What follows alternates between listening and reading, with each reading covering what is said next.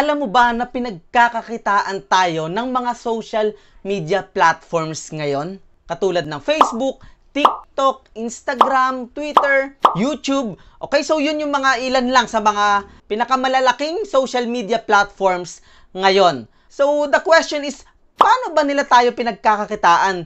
Gayong libre naman silang gamitin. And of course, isi-share ko din kung paano naman tayo maaring kumita sa mga social media platforms na to. So make sure na tapusin mo yung video na to.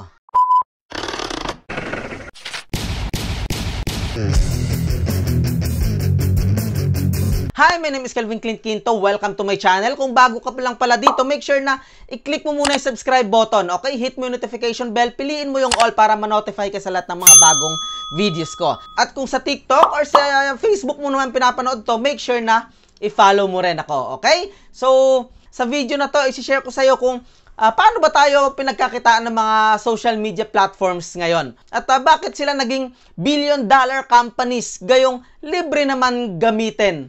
Okay, wala namang bayad. Di ba? Nakakapag-Facebook tayo, TikTok, Instagram, Twitter, YouTube, nang walang binabayaran. Okay, pero billion-billion ang kinikita nila mula sa mga users nila. Okay, so paano ba nangyayari yon? Or paano ba nila nagagawa yon? Ganito lang yun guys, napakasimple. Merong dalawang klase na gumagamit ng Facebook. First is yung mga users na tinatawag. Okay, sila yung araw-araw na nanonood ng video, okay, or nagpo-post dyan ng kung ano-ano, nag-update ng status nila. Okay, then yung pangalawa is yung advertiser.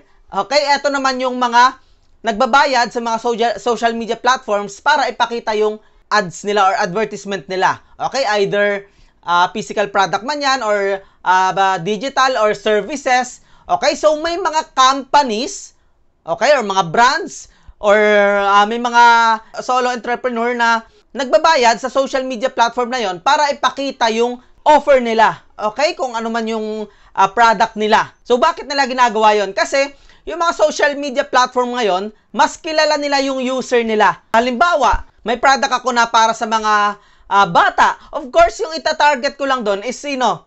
Of course, yung mga couples, mag-asawa, or mga moms, di ba? Kasi sila yung may mga anak. Okay, so pwede mong gawin yon sa mga social media platform na to. Okay? Napaka-targeted, guys. Okay?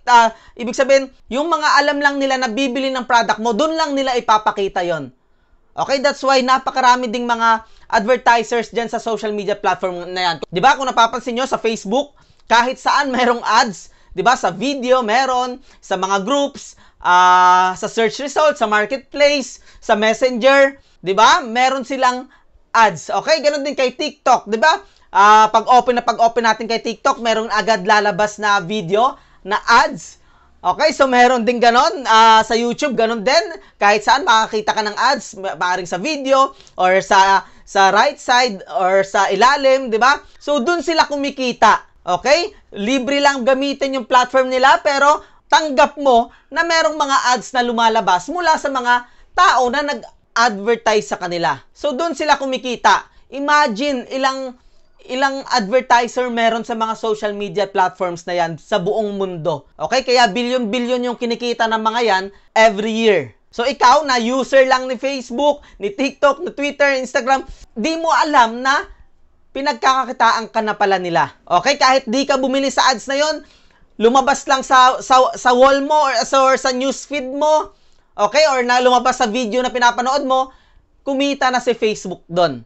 Okay? Sa view mo na yon. So, ganun po siya. Kung napapansin nyo, di ba?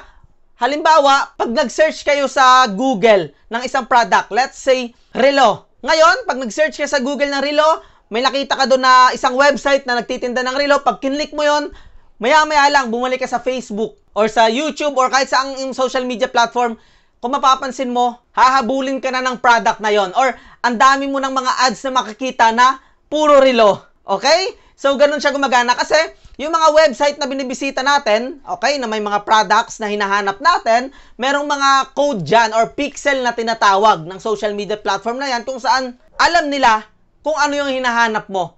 Okay? Pag napunta ka sa website na sinearch mo na tungkol sa mga relo, pagbalik mo sa Facebook, di ba? Puro relo na yung makikita mo. Okay? So, ganun po siya. Yun po yung tinatawag na tracker, okay? Yung pixel na yon, siya yung magtatrack kung ano yung mga hinahanap mo na item sa mga website na mabibisita mo. Okay? So ngayon, ang tanong, paano ka naman makakabawi sa kanila? Okay? Paano mo sila pwedeng pagkakitaan? Of course, kung may website ka, okay, kung may vlog ka or kung meron kang online business, merong mga section doon sa social media platform na yan kung saan pwede kang maglagay ng website mo, okay, or sa bio mo, isulat mo doon, ilagay mo, di ba? Or of course, pwede ka rin mag-post, i-post mo doon kung ano yung mga offer, ino-offer mo, mga paninda mo. Okay, marami nang gumagawa yan, alam ko, alam mo na rin yan, di ba? May mga marketplace na sa Facebook, merong di ba, TikTok shop ngayon. So, ayun, gamitin mo, okay, yung social media na yan para pagkakitaan, of course. Hindi lang para mag-post dyan, mag-update ng status mo kung ano-ano dyan. Kasi ikaw lang yung pinagkakakitaan ng mga social media platform pag di mo ginawa yon. So, ngayon, kung wala ka pang online business, meron akong free online course na ibibigay sa'yo. Okay, punta ka lang sa link na to. Ayan, yung nakikita mo ngayon, learnwithclint.com/OBL challenge. Okay, or ilalagay ko rin yung link sa description or sa comment section ng video na to. Click mo lang yan, and then, lagay mo lang yung email address mo sa kapangalan para makagawa ka ng account at, ayun, ma-access mo na yung course na yan. So, sa course na yan, isi-share ko kung paano ka magkakaroon ng sarili mong online business. Okay, profitable online business sa loob lamang ng 7 days. So, yun lang. Again, thank you sa panonood. Make sure na i-click mo na yung subscribe button. Ngayon pa lang, hit mo yung notification bell. Piluin mo yung all para ma-notify ka sa lahat ng mga bagong uploads ko. Okay, kung gusto mo pa makapanood ng mga videos kagaya nito. Okay, again, my name is Kelvin Clint Quinto. See you in my next video.